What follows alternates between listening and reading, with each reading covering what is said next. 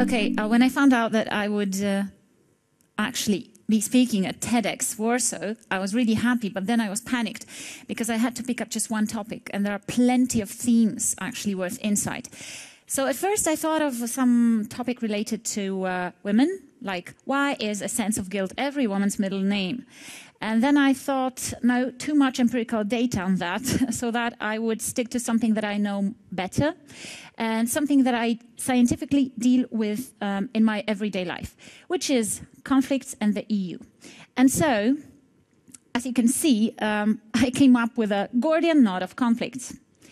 What you see on the next slide are my grandmothers.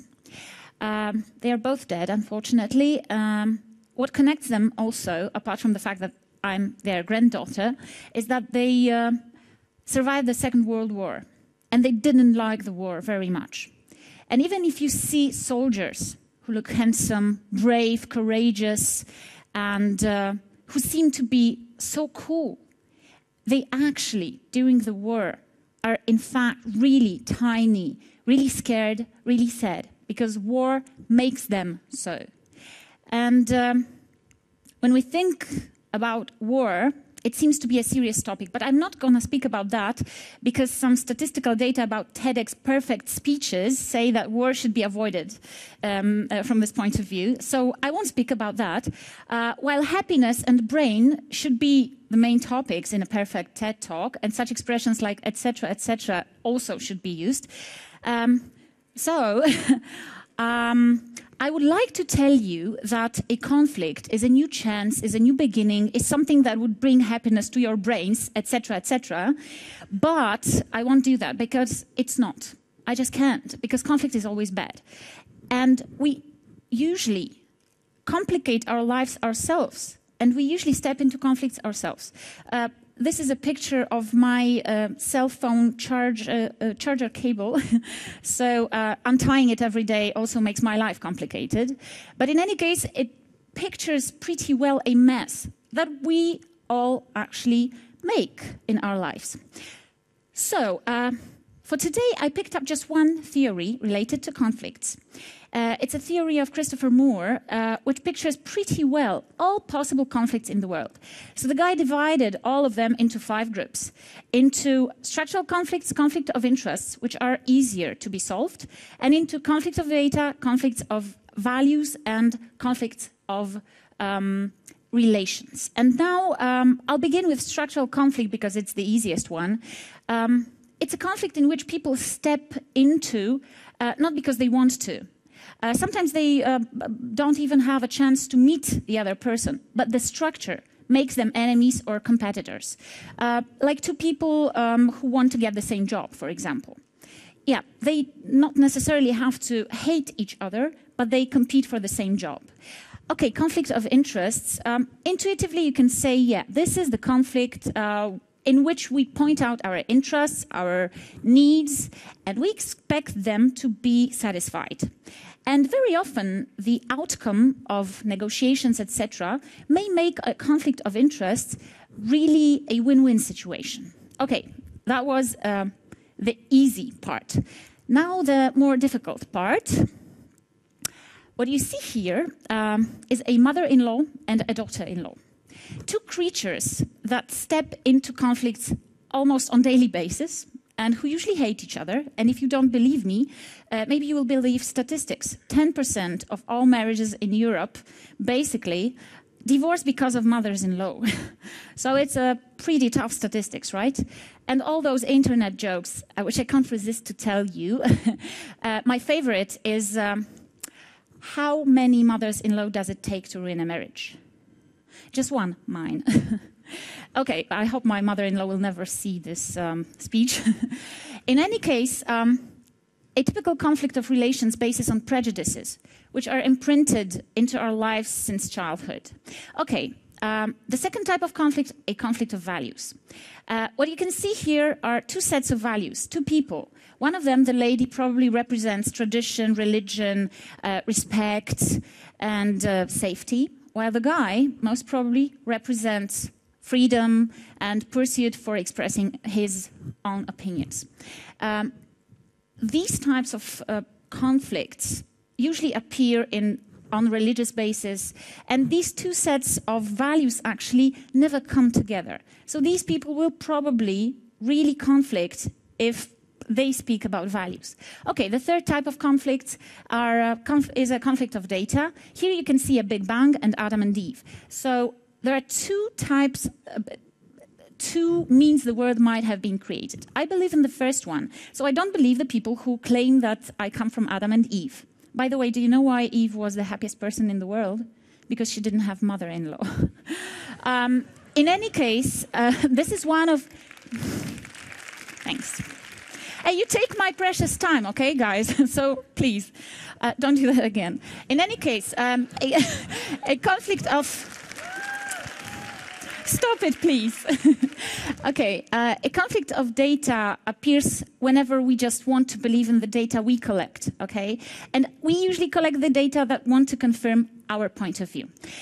Okay, let's come back to the conflict of interest so that I can tell you how to, a conflict of relations, so that I can tell you how to turn it into a conflict of interest.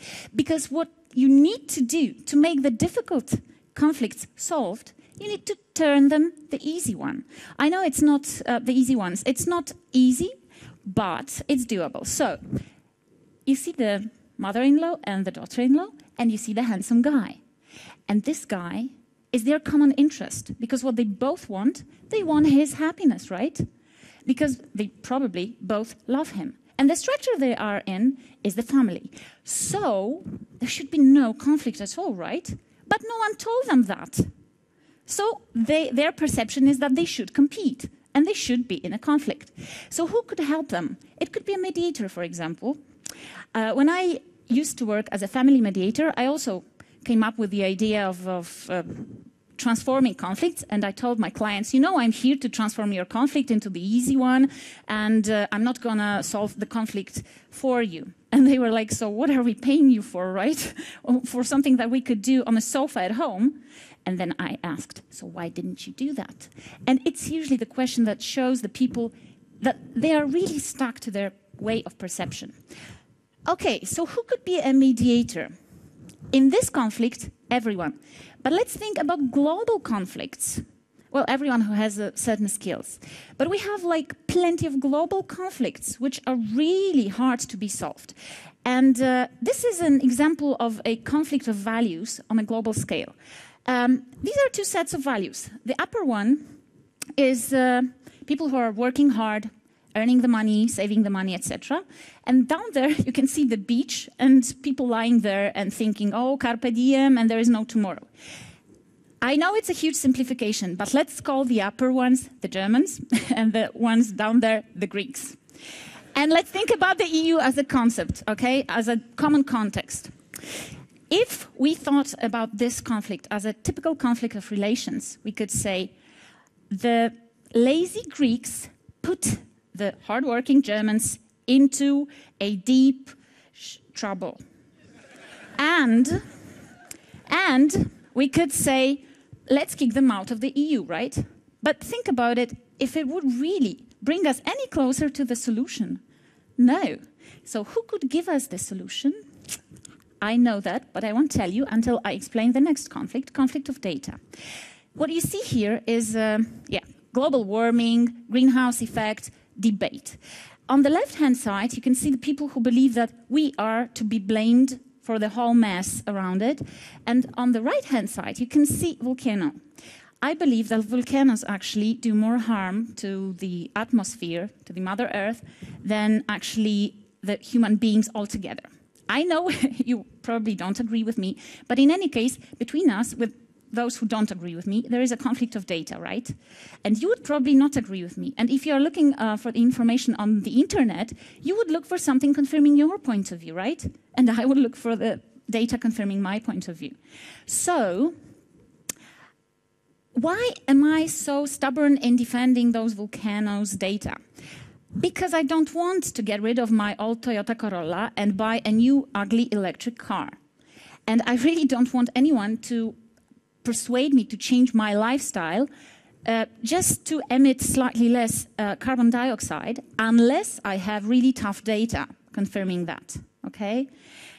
But there are people who basically want to feel safe and to feel secured, and people who want to have less carbon dioxide. So who could solve our conflict? Okay, I think it's time to reveal the secret. You see these ugly windows? This is, yeah, you know, I used to work there, and I really felt pity for people who were cleaning them. But in any case, it's Berlaymont. It's a building of the European Union, yes. And now, what does the EU have to do about that? I can tell you. It changes huge European global conflicts, difficult ones, into the solvable ones. And please let me give you an example. Let's come back to our conflict between the Greeks and the Germans, right? What did the EU do? It gathered those two parties together and all the parties involved in the Eurozone as well, and it made them all point out their interests. So it asked the Greeks, do you really want to go bankrupt? They thought, no, really not. And the Germans, do you really want the Greek bonds to be valued zero, and you really want to get rid of the whole income, of all the money that you invested into it? No. So there were interests, okay, involved, finally. And the structure, we have the Eurozone, we have the European Union, we have the crisis. So please think about the structure, and not that the Greeks are lazy and the Germans are hardworking and they don't know how to appreciate life. Let's come back to the European Union.